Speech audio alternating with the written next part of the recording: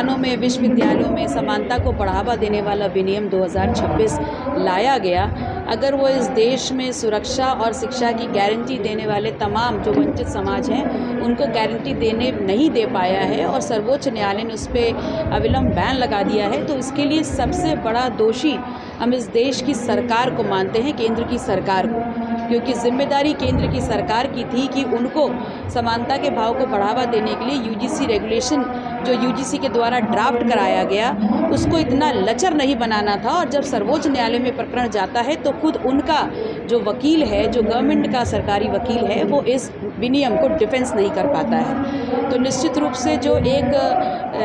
confusion create किया गया सड़कों पे, जो एक कन्फ्यूजन आम जनमानस के बीच में है, उसके लिए इक्विटी रेगुलेशन 2026 ना लागू